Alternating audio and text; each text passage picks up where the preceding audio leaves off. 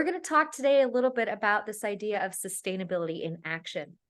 And as I mentioned, we are Key Futures. We are a company that is working to help make the cultural sector sustainable so that we in the cultural sector can be effective advocates for sustainability with our audiences and our communities. I think most of you here are a lot like myself and like Daniela, cultural professionals who want to be sustainable and don't necessarily or might not necessarily know how, might not necessarily know where to get started, and might not necessarily know what resources are available to you. So that's where we come in. We are here to make sustainability sustainable and accessible on a global scale to what I personally think is the sector that can make the biggest difference. So, as I mentioned, one of the reasons we wanted to have this event today was because 2024 will be what's called a watershed year. If you're not familiar with that term, don't worry, I wasn't either until this was quoted to me a couple weeks ago. And I was like, what is a watershed year? But basically, this is going to be a turning point in our history as a species and as a planet. We have some really pivotal decisions that are going to be happening in the next 12 months, from basically the urgence and continuing urgence of mitigating the climate crisis through to a lot of very important political elections. We have several wars going on right now, which seem to just kind of be part of our social media scrolling, doom scrolling these days. And there's a lot of things that are going to be happening this year, which will determine in which direction our society and our species are going to go. So 2024 will be a year in history that people will look back on and say, this was the year that things changed.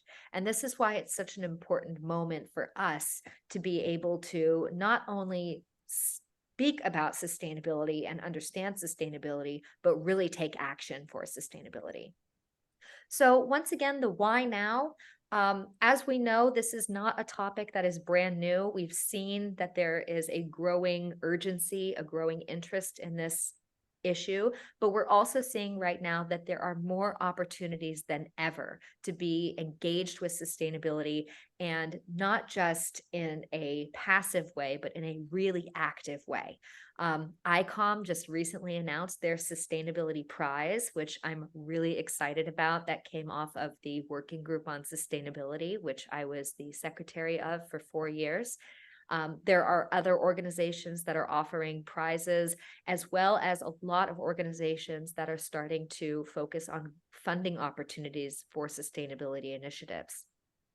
In addition to the opportunities, there are also the requirements that we're starting to see. Government mandates are becoming more and more common. I know, for example, in the United Kingdom and in the United States, there are requirements not only for reporting, but for reducing emissions. So this is no longer something that the cultural sector is exempt from. This is now something that we have to see how we can very quickly, in a lot of situations, make changes to reduce our negative impacts.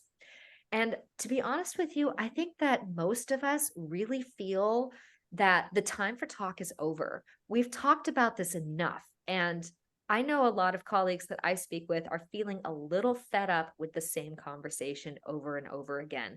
We want to actually do something. And I know that that was how I felt as a conservator. It was, sustainability was something kind of in the periphery. And it's like, oh yeah, that would be something to think about, but maybe in the future. The future is here. This is our time to take action. And the exciting part, of course, is that we want to.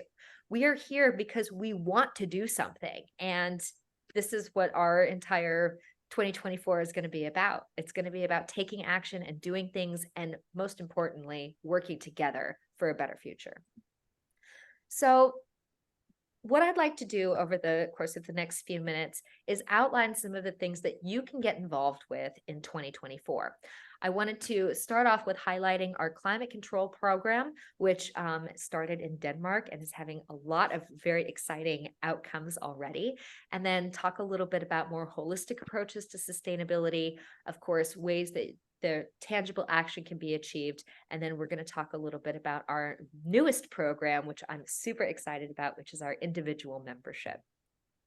So climate control is one of these topics that has been increasingly frustrating for a lot of people, because over the past 20 and even longer, maybe even 30 years, we have seen that climate control regulations are a constant source of tension with museums. There's a lot of back and forth on whether we can make changes. There's a lot of scientific evidence piling up saying that we can make changes, but then there aren't enough changes being implemented to give people the feeling of safety and security and reassurance that it's okay to make these changes. That all goes out the window. With this program, we actually have proven that getting climate control under control is something that museums not only can do, but need to be doing. So a little bit of background, and of course, if you didn't catch the International Climate Control Conference, which was aired in December of 2022, you can check out the entire thing on our YouTube channel, and that is it's 16 hours. So there's also a little short video clip, but it gathered the most influential climate scientists and guideline writers and practitioners from around the world to talk about the issue of climate control. And what was so interesting, the outcome of this project, was that we understand now that climate control can constitute 60% of a museum's energy consumption. And the science has shown that actually these really narrow corridors or rigid guidelines, or however you want to call them, these ranges that are so strict, are not necessary for best preservation practices. Also, what we've seen is that loan agreements have historically been a barrier to updating conditions, but in practice, they are not a barrier. So how we make changes is collectively. In 2023, so I guess that was last year, we launched the first cohort of the climate control pilot. And the idea was really to look at how we could, on a more holistic scale, tailor climate control conditions that were going to be more appropriate for individual institutions in an effort to reduce energy. So these are some of the goals and outcomes. I won't read through all of these because I know you guys can read, but I just wanted to highlight that, some of the really important things that are going to be coming out of this project are not only better practices for institutions, but case studies that museums around the globe can replicate, and also proof of concept that updating climate conditions is really not only a good practice for your wallet and for the planet, but also for your collections. So I am, of course, very honored to be joined today by Daniela, who is our climate control coordinator. And actually, I saw Chris Cameron in the chat chat as well. So hi, Chris, who's one of our phenomenal coaches for the program. But I was wondering, Daniela, if you could elaborate a little bit on the strategies that we're using for this program in terms of reducing our energy consumption in the scope of climate control. So maybe you can expand on that a little bit for me. Yeah, of course. So through this program, we guide participants through adjusting loan agreements where appropriate. And several of the Danish participants currently have adopted the BESO guideline, which is one of the European-based guidelines for climate control. And they insert this directly into their loan agreements. So through this program, the 10 participating Danish museums are creating a national loan agreement policy that can be adopted through all museums in the country. Another strategy that we're using is assessing the function of each institution as a whole. So that means the building envelope, the collection that it houses, and the visitors and staff that come through on a daily basis. One of the implementations that we have is nightly shutdowns, and that can seem like a scary concept, but the changes aren't as big as you might think. And in fact, often there are no temperature and relative humidity changes overnight. And adopting this method is hugely beneficial for institutions and for the climate. That's amazing. Thank you so much, Daniela. And I think that that's one of the really exciting things about this collective approach to issues such as climate control is that when we're working together, excuses, I don't want to say excuses because that sounds mean, but these obstacles, these hurdles that we've had to jump through, things like, you know, well, I can't change my climate because then I won't be able to participate in loan agreements. But if we're all doing it together, all of a sudden that's no longer an obstacle. So I think that's really exciting to hear about that collective action and also the idea of a nationwide loan agreement template around climate control. So I'm excited to see how that turns out. So thanks so much for sharing with us. You were talking a little bit about the energy savings. And of course, what we've seen already is that energy savings, it can be massive when it comes to climate control updates. We've seen in the literature citing between 24 and 82% on energy savings from adjusting relative humidity and temperature settings. And some of the other museums that have been showing leadership in this area include the Guggenheim Bilbao, which changed their ranges from +or-2 to +or-5 and saved 20,000 euro a month on their energy bill just from making that slight adjustment. The Rijksmuseum in Amsterdam saved 10% on their total energy bill through nightly shutdowns. So as you said, that's a really great place for people to start. And the Hermitage Amsterdam installed a AI system called Diseco to help to manage their ranges, and they saved 40% on their energy costs. So there's a massive opportunity for savings when it comes to climate, and I'm really excited once again to be in partnership with the Danish Museum Association, and where we basically did a proof of concept where we saw that updating climate control is not only something that we can talk about, but something that we can actually do. And these are two examples from the cohort in Denmark. Museum Odense saved 50% on their energy with doing nightly shutdowns. And at the SMK, Statens Museums for Kunst, they also state in their loan agreements that they use BIZO and expect something similar, which is the model we're going to be using for that nationwide loan agreement template. One of the other things I'm really excited about with this particular project is that the partnership with the Danish Museum Organization allows us to implement the methodology not only at the 10 pilot museums, but on a nationwide scale. And this model has been an inspiration for us to launch additional cohorts around the globe.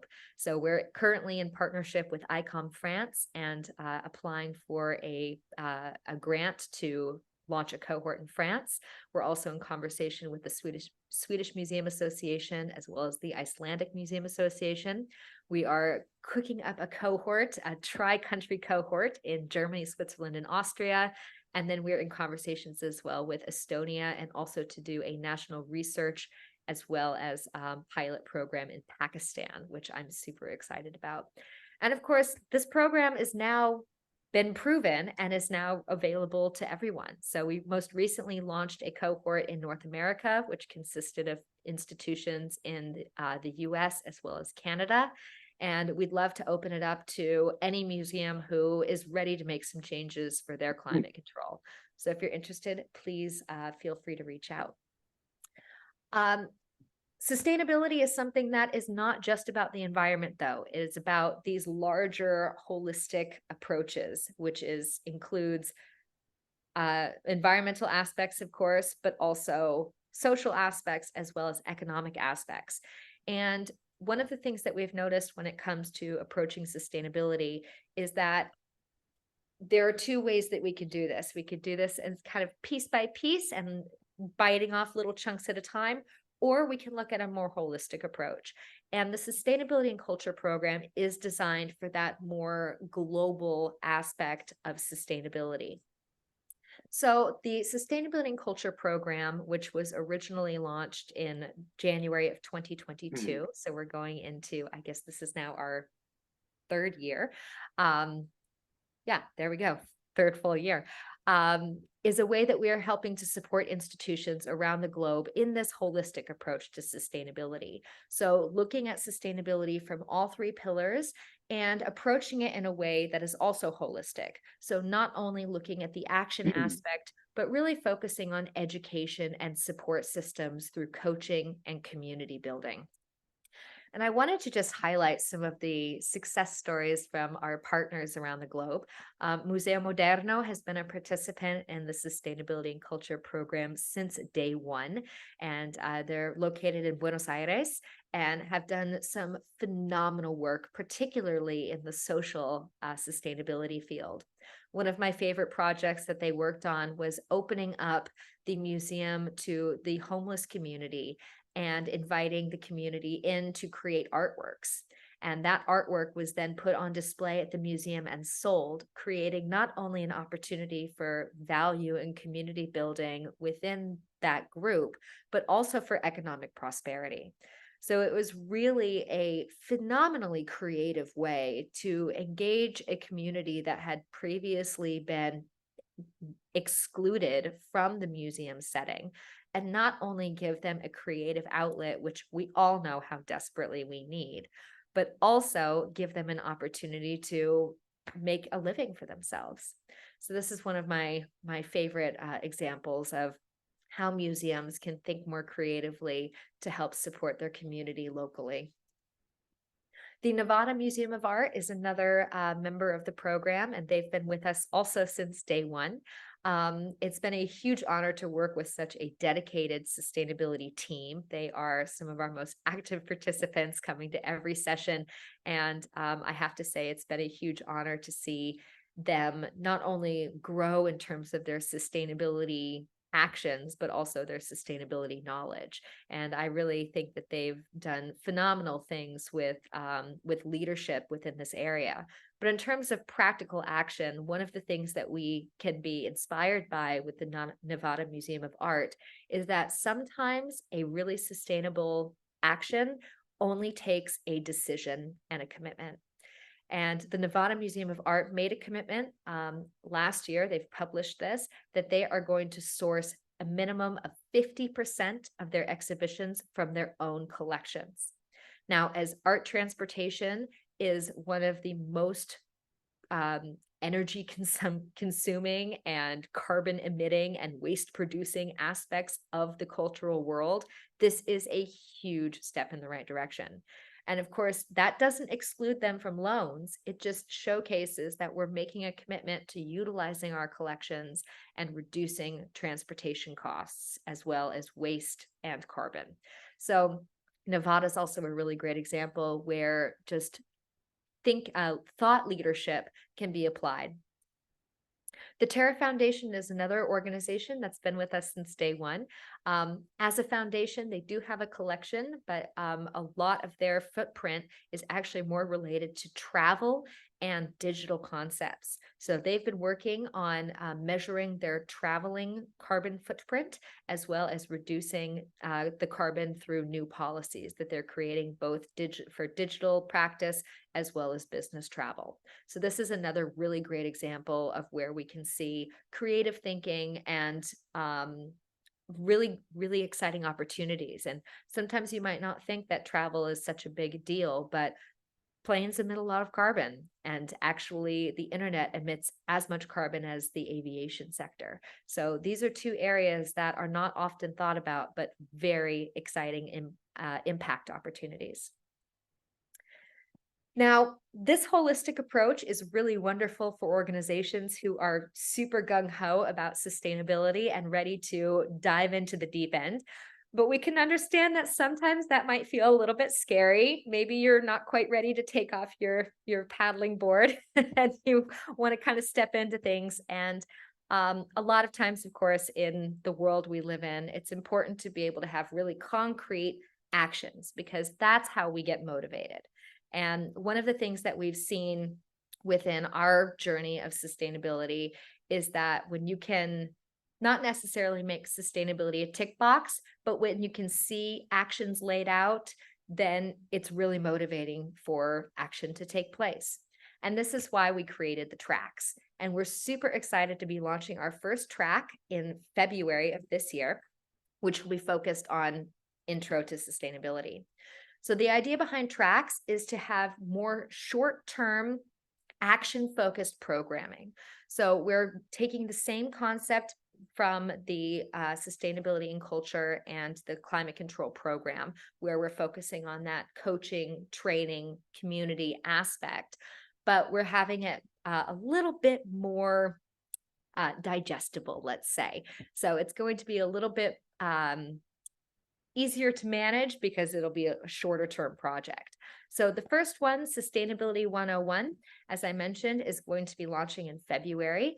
We still do have 2 spaces available. So if there is an institution who would like to sign up, then please feel free to get in touch. And this is a 3-month intro to sustainability course. Basically, what we're going to be focusing on is building or expanding your sustainability team. So we'll be assessing who needs to be in, and making sure that we have the right support system within the organization. We're going to be looking at your sustainability vision and mission statement. And then, of course, if you don't have one, then we can help you create one. And then really focusing on an action plan for your sustainability goals. So these are basically the fundamental foundational aspects that you need in order to make sustainability a success at your organization. And in this 3-month program, we walk you through how to do that. Now, if this sounds a little bit too basic for you, that's okay. Now, I do want to just emphasize that this is an opportunity for people to not only work on these things if they have never done them before, but also to refine these things if they have. So even if you have some of these actions already taken place, it never hurts to go back and review them and update them. Sustainability is a cyclical process. But of course, if you have already done these things, we are going to be following up with level 2 and level 3, which then focus a little bit more on the organizational approach and then also implementing with audiences and communities. But if that kind of intro to sustainability is not for you, we're also developing tracks in different areas of the cultural world, including communications, materials, carbon and energy, social sustainability, digital, and there are many more. So please keep an eye out on our social media or sign up for our newsletter to see when these tracks are going to be launching. The way that these are going to work is we're going to get a group of 10 museums together to work on a track simultaneously. They will have their own coach assigned to them, their own curated content, and then they will be going through either a 3, 6, or 9-month program to execute specific actions. And then, of course, you can build on that and continue your sustainability journey in a little bit more bite-sized manner.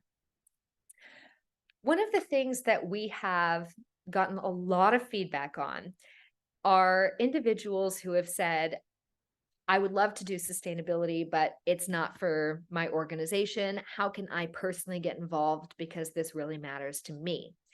And so we're absolutely thrilled to be able to now open up the Key Futures community for individuals through our membership program.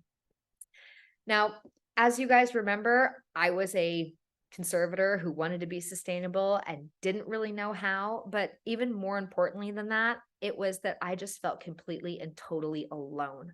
It was so challenging for me to talk about sustainability in my institution because people weren't receptive to it at the time. And I have to say that the most energizing thing about the work that I do now is the people I work with. I'm so incredibly lucky to work with such brilliant people who are caring and thoughtful and also like-minded. There's nothing better than being able to join a meeting and be on the same page with someone and feel like there's a connection because they're going through the same thing you are. And so for me, it was really important for us as the Key team, it was really important to be able to open up opportunities for individuals to get involved with Key Futures as well. So memberships are basically opportunities for individuals anywhere in the world to be involved with the Key Futures programming and also to have access to all of the resources, tools, trainings, workshops that we have to offer. So there are 3 different levels of the membership. We're going to be offering individual membership, which will give you access to all of the trainings and workshops, as well as the Keyport, which is our online community hub, which includes not only the entire community of Key Futures, but all of the case studies and resources and tools that are from all of the different programming. So it's a really great resource for everyone, as well as, of course, that community.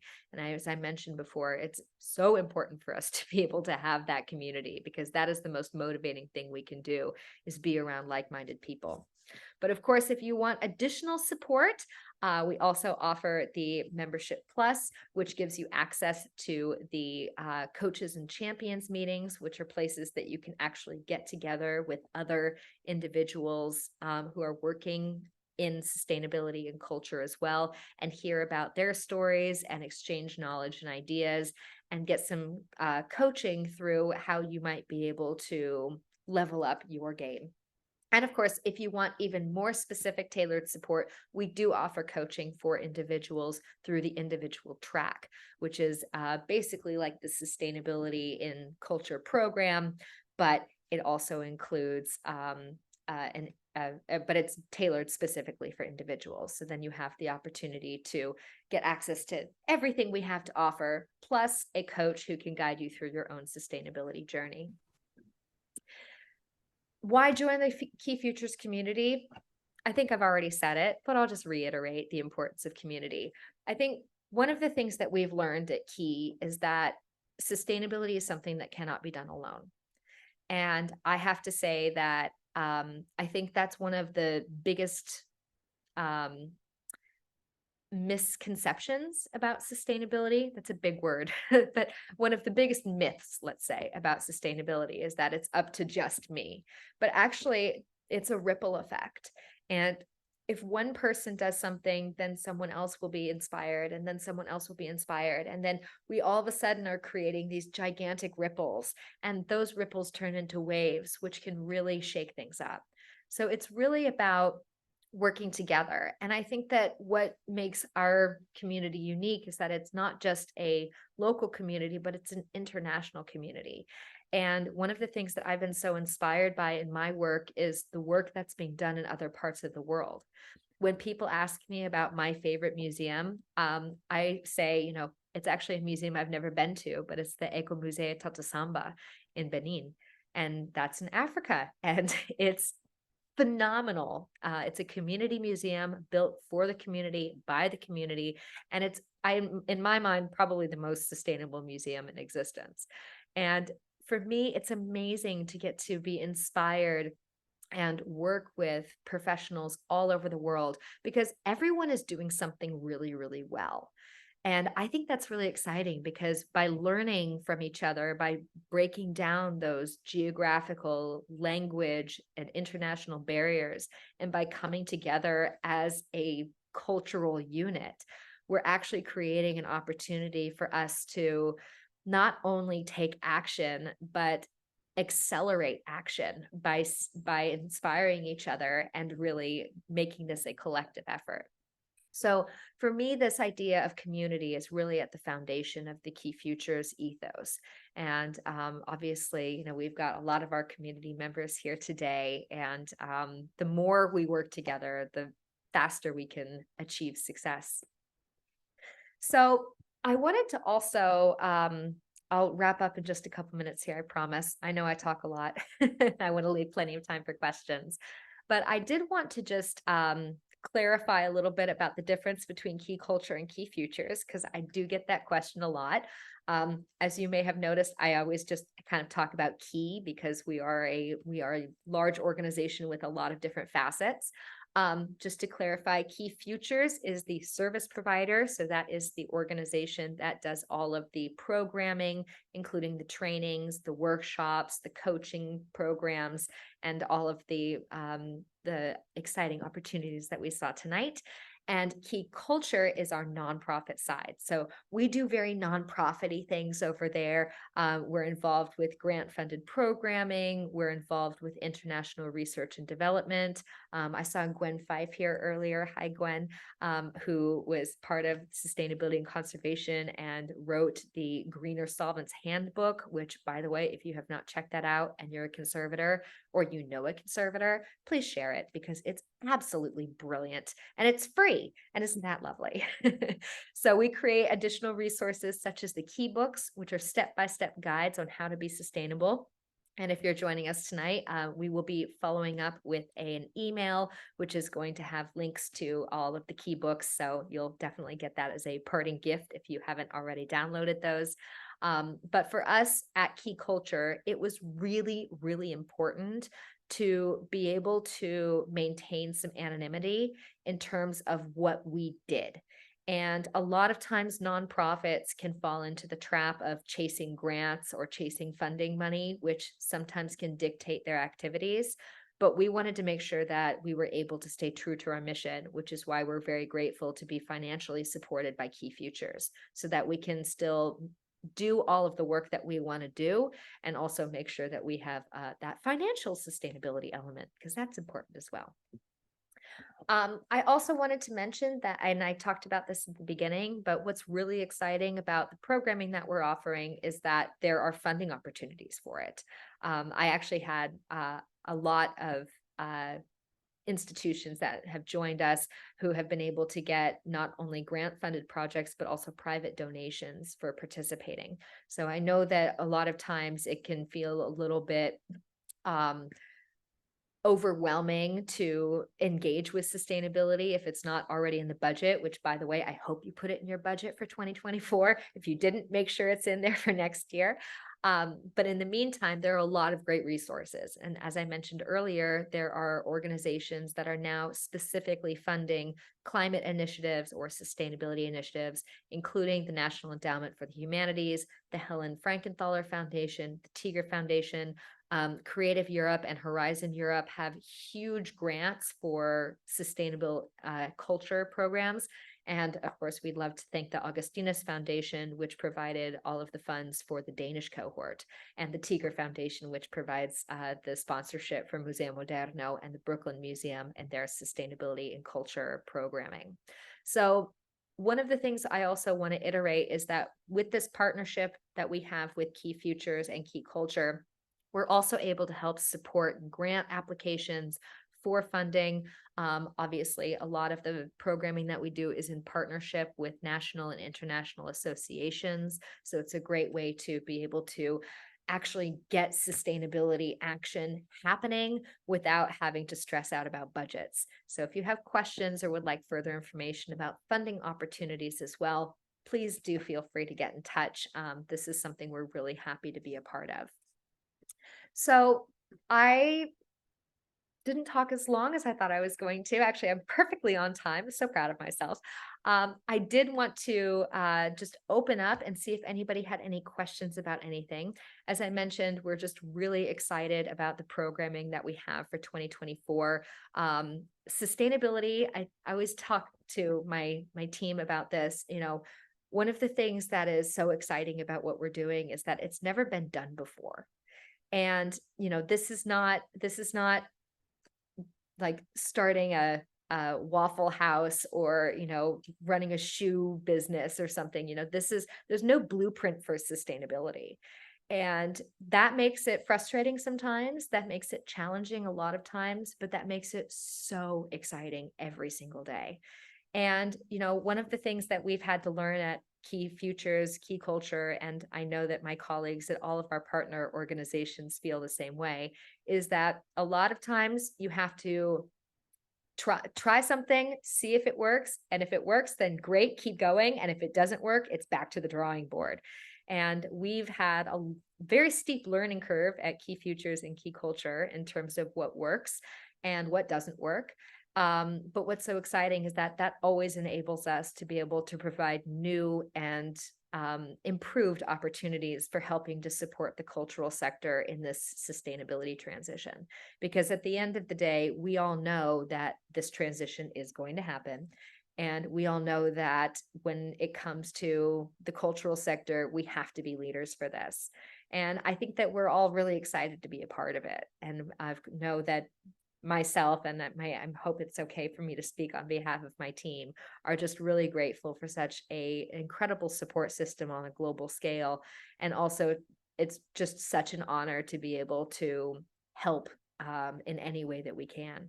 So we hope that some of the new things that you're going to be seeing from us in 2024 will be able to help you individually or as an organization or as a unit, I would say. But of course, if you have any questions or anything, please feel free to get in touch with us. Myself, Kat, Katrina, Daniela, we're always available. You can get in touch with us individually, or if you email keyfutures@keyculture.org, then you can reach out to the team and one of us will get back to you right away. Of course, also would like to invite you to follow our social media channels. And I know that Kat's going to pop those in the chat. And we offer obviously exciting invitations for events and things like that, but also really good tidbits and tricks and case studies and inspiration for hopefully things that can help in your own sustainability journey. All right. I'm going to stop talking for a minute. I'm going to stop showing my screen. I see we have some things in the chat, but I would love to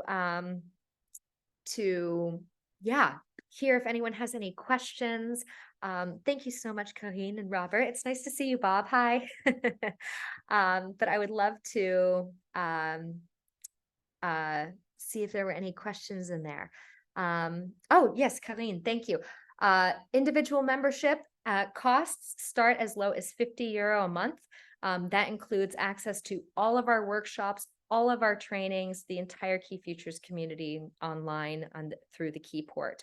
So that's like, a quarter of your gym membership. And of course, you get so much more out of it. I'm teasing. Depends on how much. Yes, thank you. Thank you for the answer. Thank you very much. Thank you, Karine.